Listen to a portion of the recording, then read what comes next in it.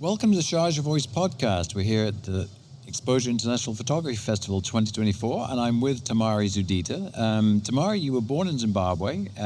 You did college education in South Africa, graduating with a bachelor's degree in 2017, and you have been a professional photographer since. You won a big award in 2021, and obviously exhibiting here at Exposure this year. So tell us about your journey with photography. Where did it start for you? Oh, well, thank you very much for having me on this podcast. Pleasure. My journey started about, I would say, 6 years ago at university. I obtained my Bachelor of Fine Arts, where I ended up majoring in photography. So my introduction to photography was very manual. We did a kind of photography called pinhole photography, where we used a tin camera, we would load it with paper, and it had the mechanisms of a digital camera, but just with a tin. And then from there, we transitioned to analog photography. And in my final year, I decided to take up digital photography. So it was a very mechanical introduction to photography, which fascinated me. And I was also intrigued by the fact that the science behind photography of painting with light.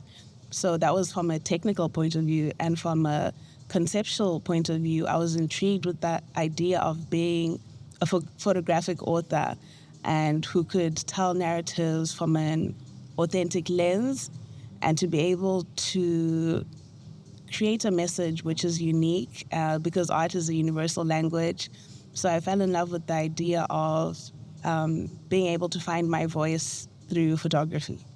Were you artistic growing up? Were you mechanical growing up? What was your, before you went to college, what would you say that you were stronger in? Art? Oh, I would say I did high school art, which I don't think it can be compared to university art. But as a child, I was always very curious about dismantling things, taking things apart, and rearranging things and putting them together. So Could you put them back together? yes. That seems to be the age-old story. Everybody's very good at taking things apart, but we never got it back together. So you actually you were good in that. Yes, dismantling objects, materials, and I think that's manifested into my professional career in terms of wanting to pick apart the history of photography and our place in it, and finding the gaps in history's selective unfolding.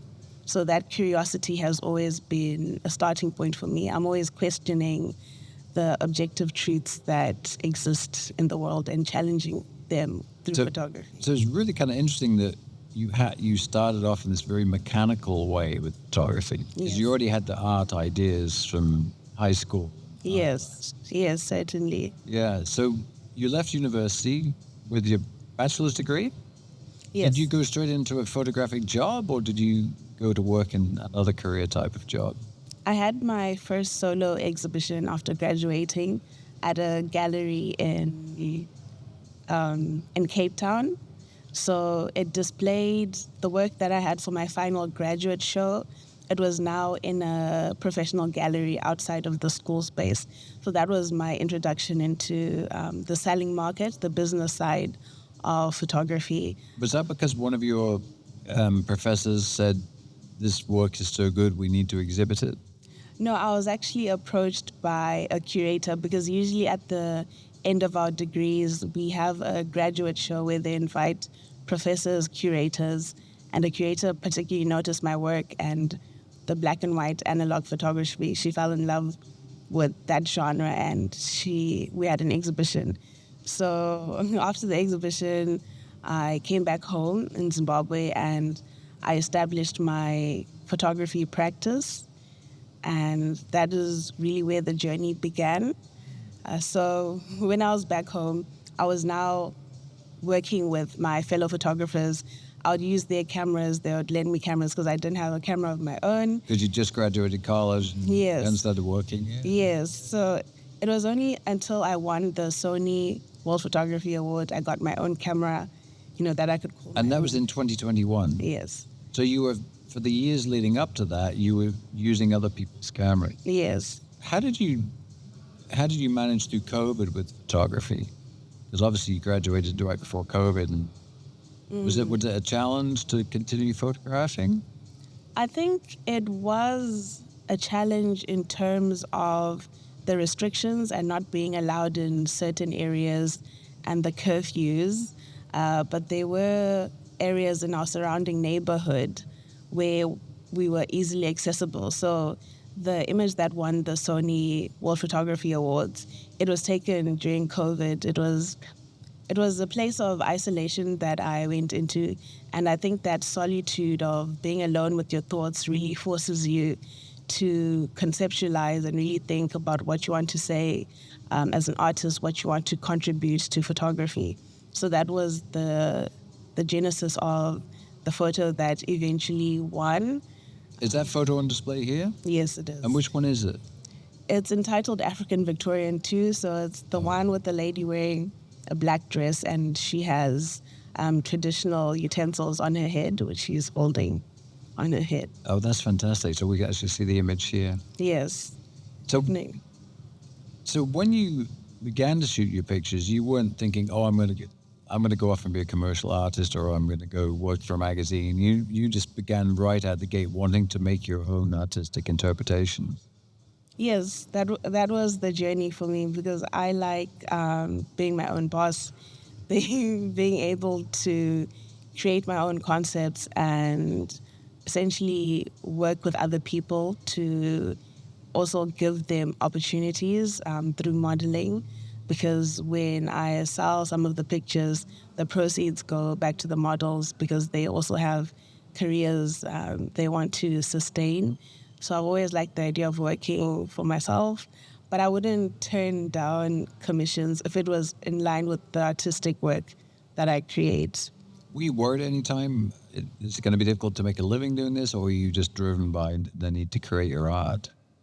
I was a bit worried only because of external influence. I think parents play a big role in our careers, and it comes from a place of genuine concern. Yeah, they want you to get a job and have a steady paycheck and, Yes. and make your life. Yes. Were they fully supportive of your journey? I would say when they saw the benefits later on, the fruitfulness of the career, then they were supportive. But normally they'll just let me go on as I please, have my camera, have my studio, be in my own space whilst I was creating. And even when I won the Sony Photography Awards, I got the news and I told my parents, they're like, congratulations. And then they Googled what the Sony Photography was, and they were very impressed. So, So yeah. did that change everything for you, having the award, in terms of your career opportunities? It did.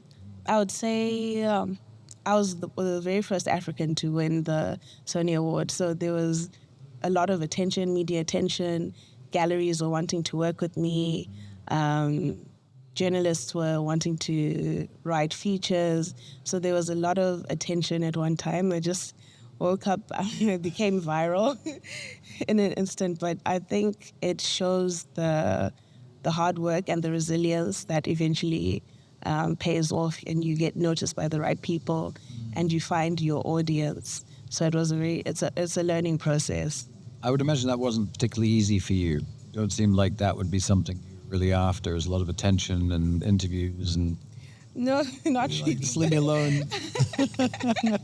I think it comes with the territory, but I think after each interview, it became easier to connect because I'm used to using the camera to tell my story. So people also want to know the face behind the work, the voice, what you have to contribute, and the art can't be separated from the artist.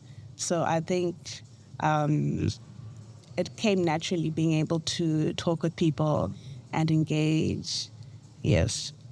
You weren't just locked away in the studio working on your art. You actually had to go out and communicate to you. Yes. Yes. Oh, that's fantastic. So what project did you work on after winning the award? Was that putting the curation together for your exhibition here? Yes. So after the image for the award, I decided to create a series because I saw the longevity of the project and the continuity. So I was working with one model, and then it blossomed into a project where I was working with other women in the Zimbabwean community. So it became a collective because you'll notice that each of the photographs in the exhibition speak to each other in the sense of the attire, the hairstyles, the props. Each one has an individual story, but it connects to the larger overall offering of the show. Perhaps you could tell us, explain your process on a couple of your prints. There's a very, very dynamic print outside your gallery with the lady on the horse. And obviously, as you're walking past, I mean, without reading the plaque or talking to you, it draws your eye. It's so striking. Like, what is this? Perhaps you'd like to help us. Oh, yes. So I was inspired by, as I mentioned before, history and its selective unfolding. In this image titled Liberty 1980, it was the year Zimbabwe got its independence. So the image was a tribute to female war veterans who went unrecognized during the war because during the Second Chimurenga War, it's a liberation war in Zimbabwe, there were female war veterans who were fighting alongside the male counterparts, but they were written out of history.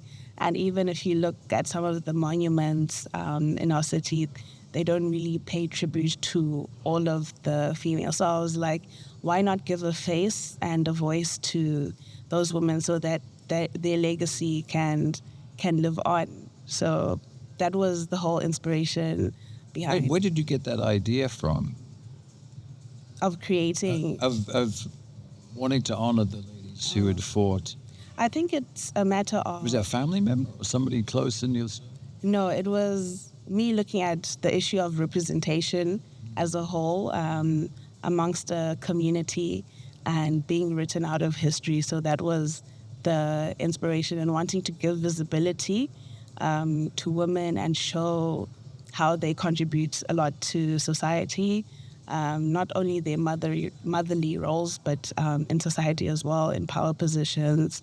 So that was my whole thinking behind it. And I was also raised by a single mother, so yeah. You saw the strength of your mother. Yes, and that emulates with the women I also work with in my photo.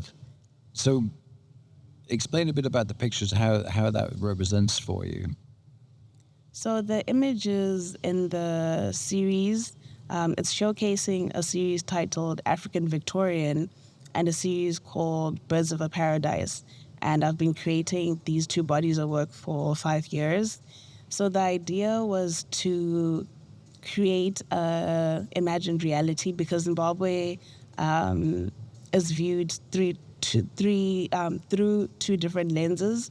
There's the tourist side, and then there's the side of our everyday lived reality. So I wanted to reimagine certain spaces in Zimbabwe where we were denied access and coming back to these spaces in the contemporary world and reinserting models and giving them agency.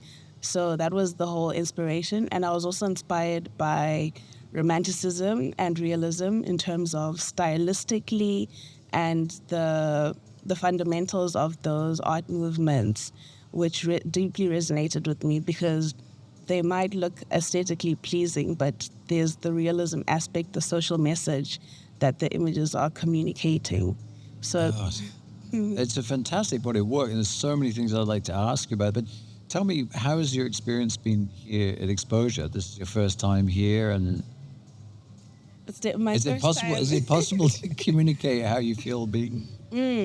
I'd say it's an honor. It's an honor to be here amongst 400 other photographers with over 2.5 thousand other artworks. I would say I'm very honored to be able to be in a space such as this. It's a different market, and my work has been received extremely well partly because art is a universal language. So I think the coming together of different people and different cultures and being able to learn from seasoned photographers and seasoned photographers being also able to learn from emerging photographers. So the generational age gap is kind of bridged by bringing everyone together in this environment. And I'm excited to see where my work goes from here. Well, it's fantastic. Well, thank you so much for stopping by the podcast to give us a very brief snapshot of your incredible work and career to hear. And we just hope that you enjoy the rest of the exposure. We'll see you back here again soon. Thank you very much. This has been great. Thank you.